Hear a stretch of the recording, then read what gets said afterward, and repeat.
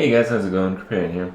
So in Path of Exile, when it comes to racing, when it comes to playing an endgame character, a lot of the concepts that go into them are the same. When it comes to building the character and whatnot, it's the idea can be a little bit different. But when it comes to setting up gear, setting up items, a lot of what you get from both comes from picking up the right items and using them properly. So what does that mean? Well, the typical stuff is, you pick up blues and rares, you get alteration shards, you get alterations, you get alchemy shards from certain stats like +1 to weapons and chaos resist and all that shit. Those turn into alchemy orbs. This is the typical shit, but a lot of stuff people aren't really aware of is very important. I'm going to give you guys a link in the description just because, I know a lot of you guys already know a lot about this stuff, but I'm sure some of you guys will learn quite a bit. So Blacksmith Whetstone's vendor for 4 Scrolls of Wisdoms, Armor Scraps for 2 Scrolls of Wisdoms, and this is very important when it comes to racing. Also Transmutation Orbs, vendor for 4 Scrolls of Wisdoms each as well, but when it comes to racing, you want to keep that shit. When I'm doing like maps and stuff, I like to do one thing. I like to keep all these like really crappy gems, and the concept is almost the same when it comes to racing. So, I'll show you guys an example. All these gems suck, so like Warlord's Mark, Minion Speed, Fork, these are all pretty much worthless. I have my bad gems tab, just for that reason, and I'll show you guys why. So among many things, I pick up iron rings, so I can do 7 iron rings and 1 rare coral or 1 rare power to get amulets. I like to do that. That's more of an endgame thing. Also for endgame, I like to have a reroll tab. So when I get 5 of something, I can turn it in. Oh, actually, I think I have 5 of these gold amulets here. I didn't notice. So I can show you guys how that works. And a few other things, when it comes to selling high-level loot, it's almost the same as in races. Because when it comes to racing, you need certain resists at certain points in the game. You need fire resists for Caverns of Anger, and you need cold resists for doing Merville, especially if you're a caster taking the cold damage from range. So, get the iron ring. I'm level 77, so this is stuff I typically sell to people. But I can show you guys, in general, the main recipes at the same time. So you pick up rares that you think might be good, or they don't take up too much space. 5 of one type of rare, if they're all consistent, gives you 1 of that type. When it comes to iron rings, what I do in races is, I try to find certain quest rewards that I don't really need anything from. And I usually play a Templar, so a lot of the gems are often red or blue.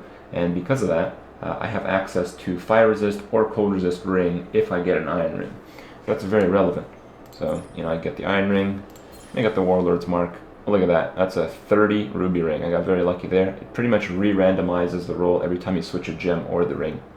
So that's kind of what I do to make onyx amulets. But before the ruby ring, I'll show you guys, you can make topaz ring with a green gem and a cold ring with a blue gem. Now if you take off the ring, this thing doesn't vendor for anything, but if you put it on an amulet, you get alteration shards. But if you put 1 gem of each color, you get an onyx amulet, and it has a random all-stat variable. So what I do when I try to sell onyx amulets, because the onyx amulet that results from this recipe comes off of the base item level of the amulet, which is in this case 77, which is quite valuable. Obviously, no one will really craft a lapis amulet, but because you can turn it into an onyx amulet using these gems, it's a very good idea to pick up the gems. So you can sell the amulet when it's 20 to all stats, and you can get decent change for it. I'm just gonna accept this crap. Get myself another gold amulet. Oh, look at that! It's actually pretty good. That's surprising. But in any case, a lot of the stuff that I pick up in the game is very relevant to progressing the character to the next stage. When it comes to using currencies in the default league.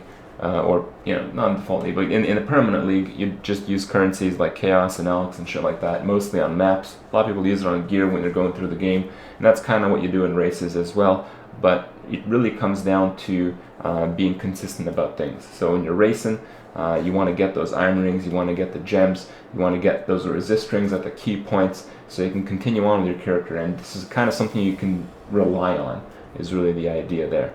And yeah, just some cool stuff. There's a lot of other recipes that a lot of other people use.